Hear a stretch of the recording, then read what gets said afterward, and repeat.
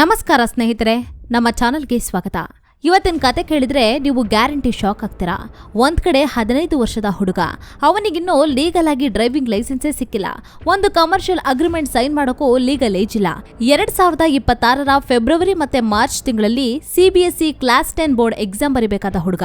ಆದ್ರೆ ಇನ್ನೊಂದ್ ಕಡೆ ಅದೇ ಹುಡುಗ ಇವತ್ತು ಕೋಟ್ಯಾಂತರ ರೂಪಾಯಿ ದುಡಿತಾ ಇದ್ದಾನೆ. 3 ಕೋಟಿಯ ಮುಂಬೈ ಅಪಾರ್ಟ್ಮೆಂಟ್ ನಲ್ಲಿ ಇದ್ದಾನೆ. ಮರ್ಸಿಡೀಸ್ ಬೆನ್ಸ್ ಕಾರ್ ನಲ್ಲಿ ಓಡಾಡ್ತಾ ಇದ್ದಾನೆ. ಮತ್ತೆ ಜಸ್ಪ್ರೀತ್ ಬೂಮ್ರಾ ತರಹದ ಡೇಂಜರಸ್ ಬೌಲರ್ ಗಳಿಗೆ ಫಸ್ಟ್ ಬಾಲ್ ನಲ್ಲೇ ಸಿಕ್ಸರ್ ಹೊಡಿತಾಗಿದ್ದಾನೆ. ಇದು ವೈಭವ್ ಸೂರ್ಯವಂಶಿ ಅವರ ಕತೆ.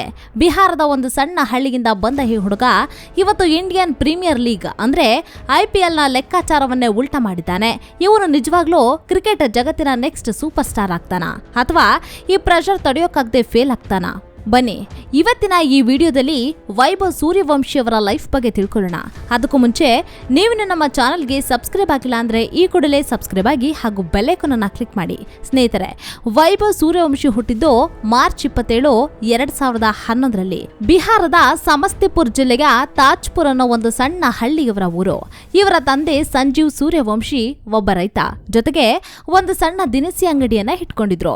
ವೈಭವ್ಗೆ ಕೇವಲ 4 ವರ್ಷ ಇದ್ದಾಗ ಅವನ ಬ್ಯಾಟ್ ಸ್ಪೀಡ್ ಮತ್ತೆ ಟೈಮಿಂಗ್ ಅನ್ನ ನೋಡಿ ತಂದೆಗೆ ಒಂದು ವಿಷಯ ಅರ್ಥ ಆಗುತ್ತೆ.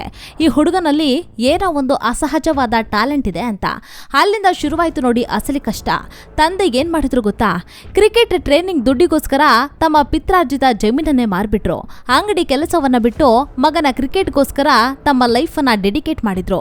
ದಿನ ಬಿಟ್ಟು ದಿನ ಸಮಸ್ತಿಪುರಿಂದ ಪಾಟ್ನಾಗೆ 100 ಕಿಲೋಮೀಟರ್ ಟ್ರಾವೆಲ್ ಮಾಡ್ತಾ ಇದ್ರು. ಮನೀಶ್ ಓಜಾ ಅನ್ನೋ ಕೋಚ್ ಹತ್ರ ಡೈಲಿ ಟ್ರೈನಿಂಗ್ ಅನ್ನ ಕೊಡಿಸ್ತಾಗಿದ್ರು.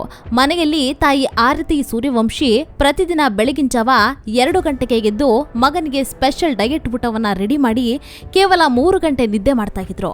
ವೈಭವ್ ಓದ್ತಾ ಇದ್ದದ್ದು ತಾಜ್ಪುರ್ನ ಡಾಕ್ಟರ್ ಮುಕ್ತೇಶ್ವರ್ ಸಿನ್ಹಾ ಮಾಡೆಸ್ಟಿ ಸ್ಕೂಲ್ನಲ್ಲಿ. ಅಲ್ಲಿನ ಟ್ಯೂಷನ್ ಫೀಸ್ ವರ್ಷಕ್ಕೆ ಬರೀ 2100 ರೂಪಾಯಿ ಮತ್ತು ಆಕ್ಟಿವಿಟಿ ಫೀಸ್ ಅಂತ 2400 ರೂಪಾಯಿ. ಆದ್ರೆ ಇವತ್ತು ಅವನ ಲೆವೆಲ್ಲೇ ಬೇರೆ. 2026 10th ಬೋರ್ಡ್ ಎಕ್ಸಾಮ್ ಬರೆಯೋಕೆ ಪಾಟ್ನಾದ ಸೆಂಟರ್ಗೆ ಹೋದಾಗ ವೈಭವ್ನನ್ನ ನೋಡೋಕೆ 2000ದಿಂದ 3000 ಜನ ಸೇರಿದ್ರು. ದೊಡ್ಡ ಸೆಕ್ಯೂರಿಟಿ ಪ್ರಾಬ್ಲಮೇ ಆಯ್ತು. ಕ್ರೌಡ್ ಕಂಟ್ರೋಲ್ ಮಾಡಕ್ಕಾಗದೆ ಎಕ್ಸಾಮ್ ಬರೆಯೋಕೆ ಆಗ್ಲಿಲ್ಲ. ಅಂದಹಾಗೆ ಇವರ ಫ್ಯಾಮಿಲಿಯಲ್ಲಿ ಎಜುಕೇಶನ್ಗೂ ಅಷ್ಟೇ ಇಂಪಾರ್ಟೆನ್ಸ್ ಇದೆ. ಇವರ ಮಾವ ಅಭಿಷೇಕ್ ಚೌಹಾಣ್ ಅವರು 2025ರಲ್ಲಿ UPSC ಎಕ್ಸಾಮ್ ನಲ್ಲಿ 102ನೇ ರ್ಯಾಂಕ್ ಅನ್ನ ತಗೊಂಡು IPS ಆಫೀಸರ್ ಆಗಿದ್ದಾರೆ. ವೈಭವ್ ಬೆಳವಣಿಗೆ ನಾರ್ಮಲ್ ಆಗಿ ಇರಲಿಲ್ಲ. ಸ್ಟೆಪ್ ಬೈ ಸ್ಟೆಪ್ ಹೋಗೋದನ್ನ ಬಿಟ್ಟು ಡೈರೆಕ್ಟ್ ಆಗಿ ಏಜ್ ರೆಕಾರ್ಡ್ ಅನ್ನ ಬ್ರೇಕ್ ಮಾಡಕ್ಕೆ ಶುರು ಮಾಡಿದ್ರು. ಇದಕ್ಕೆ ಹೆಲ್ಪ್ ಮಾಡಿದ್ದು ಬಿಹಾರ್ ಕ್ರಿಕೆಟ್ ಅಸೋಸಿಯೇಷನ್ ಪ್ರೆಸಿಡೆಂಟ್ ಆದಂತಹ ರಾಕೇಶ್ ತಿವಾರಿ ಅವರು. 14 ವರ್ಷದ ಮಿನಿಮಮ್ ಏಜ್ ಲಿಮಿಟ್ ಇದ್ರು ತಮ್ಮ ಪವರ್ ಅನ್ನ ಯೂಸ್ ಮಾಡಿ 12 ವರ್ಷದ ವೈಭವನ್ನ ಡೈರೆಕ್ಟ್ ಆಗಿ ಸೀನಿಯರ್ ಟೀಮಿಗೆ ಹಾಕಿದ್ರು. ಜನವರಿ 2024ರಲ್ಲಿ ಕೇವಲ 12 ವರ್ಷ 284 ದಿನಗಳ ವಯಸ್ಸಿನಲ್ಲಿ ರಣಜಿ ಟ್ರೋಫಿ ಡೆಬ್ಯೂವನ್ನ ಮಾಡಿದ್ರು. ಅಸಲಿ ಟರ್ನಿಂಗ್ ಪಾಯಿಂಟ್ ಬಂದಿದ್ದು ಆಸ್ಟ್ರೇಲಿಯಾ ಅಂಡರ್-19 ಟೀಮ್ ಎದುರು ಚೆನ್ನೈನಲ್ಲಿ ಆಡಿದಾಗ.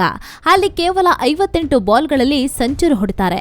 IPL ಆಕ್ಷನ್ಗೆ ಮುಂಚೆ ರಾಜಸ್ಥಾನ್ ರಾಯಲ್ಸ್ನ high performance director Zubin Bharucha ಇವರಿಗೆ 157 km/h ಸ್ಪೀಡ್ ನಲ್ಲಿ ಬೌಲಿಂಗ್ ಮಾಡಿಸಿ ಟೆಸ್ಟ್ ಮಾಡಿದ್ರು.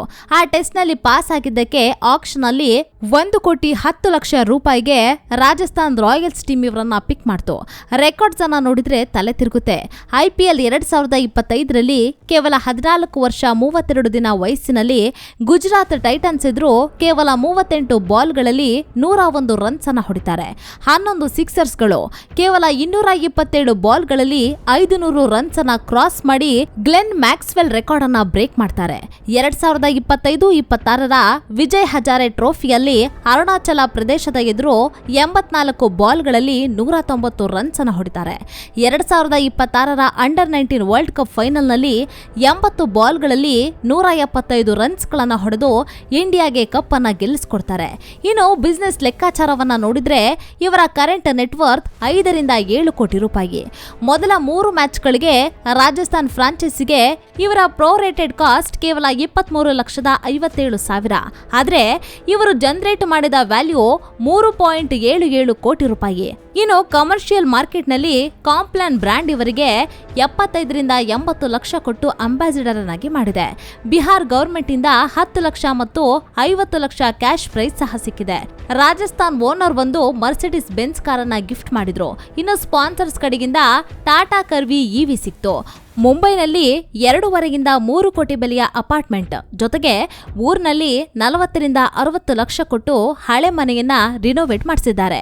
ಇನ್ನು ಇಷ್ಟೆಲ್ಲ ಸಕ್ಸಸ್ ಇದ್ರೂ ಲೈಫ್ ನಲ್ಲಿ ಕಾಂಟ್ರವರ್ಸಿಗಳಿಗೇನು ಕಮ್ಮಿಗಿಲ್ಲ. ಮೊದಲನೇದು ಮತ್ತು ಅತಿ ದೊಡ್ಡ ಕಾಂಟ್ರವರ್ಸಿ ಅಂದ್ರೆ ಏಜ್ ಫ್ರಾಡ್ ಆರೋಪ. 2023ರಲ್ಲಿ ಒಂದು ವಿಡಿಯೋ ವೈರಲ್ ಆಗಿತ್ತು. ಅದರಲ್ಲಿ ವೈಭವ್ ತನಗೆ ಆ ವರ್ಷ 14 ವರ್ಷ ಆಗುತ್ತೆ ಅಂತ ಹೇಳಿದ್ರು. ಆ ಲೆಕ್ಕಾಚಾರದ ಪ್ರಕಾರ ಅವನ ಹುಟ್ಟಿದ ವರ್ಷ 2009 ಆಗ್ಬೇಕು, 2011 ಅಲ್ಲ. ಇನ್ನು ಪಾಕಿಸ್ತಾನದ ಮಾಜಿ ಕ್ರಿಕೆಟರ್ ಜುನೈದ್ ಖಾನ್ ಕೂಡ ಟ್ವೀಟ್ ಮಾಡಿ ಒಬ್ಬ 13 ವರ್ಷದ ಹುಡುಗ ಅಷ್ಟು ಮಜಲ್ ಪವರ್ ಇಂದ ಆಡೋಕೆ ಸಾಧ್ಯನಾ ಅಂತ ಓಪನ್ ಆಗಿ ಪ್ರಶ್ನೆ ಕೇಳಿದ್ರು. ಇನ್ನು ತಂದೆ ಸಂಜೀವ್ ಅವರು ಬಿಸಿಸಿಐನ TW3 ಬೋನ್ ಟೆಸ್ಟ್ ರಿಪೋರ್ಟ್ ಅನ್ನ ಇಟ್ಕೊಂಡು ಯಾರ್ ಬೇಕಾದ್ರೂ ಟೆಸ್ಟ್ ಮಾಡ್ಲಿ ಅಂತ ಚಾಲೆಂಜ್ ಮಾಡಿದ್ದಾರೆ. ಇನ್ನು ಎರಡನೇದು ಪ್ರೋಟೋಕಾಲ್ ಮತ್ತೆ ಲೀಗಲ್ ಇಶ್ಯೂಸ್. 2026ರ IPL ನಲ್ಲಿ ವೈಭವ್ ಪಕ್ಕದಲ್ಲಿ ಕೂತಿದ್ದ ರಾಜಸ್ಥಾನ್ ರಾಯಲ್ಸ್ ಮ್ಯಾನೇಜರ್ ರೋಮಿ ಅವರು ಡಗೌಟ್ ನಲ್ಲಿ ಮೊಬೈಲ್ ಫೋನ್ ಯೂಸ್ ಮಾಡ್ತಾ ಕ್ಯಾಮೆರಾಗೆ ಸಿಕ್ಕಿಬಿದ್ದು ಆಂಟಿ ಕರಪ್ಷನ್ ರೂಲ್ ಅನ್ನ ಬ್ರೇಕ್ ಮಾಡಿದಕ್ಕೆ 1 ಲಕ್ಷ ಫೈನ್ ಕಟ್ಟಿದ್ರು.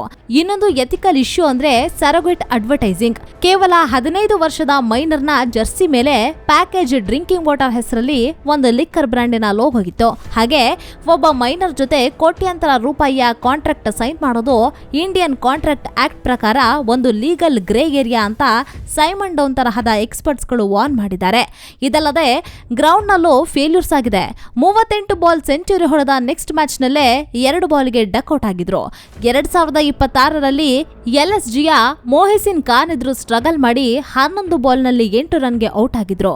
KKR ಎದುರು ಮ್ಯಾಚ್ ಸೋತಾಗ ಆ ಪ್ರೆಷರ್ ತಡೆಯೋಕಾಗದೆ ಗ್ರೌಂಡ್ ನಲ್ಲಿ ಅತ್ತು ಬಿಟ್ಟಿದ್ರು. ಆ ಕಣ್ಣೀರಲ್ಲಿ ಅವರ ನಿಜವಾದ 15 ವರ್ಷದ ವಯಸ್ಸು ಕಾಣಿಸ್ತಾಗಿತ್ತು.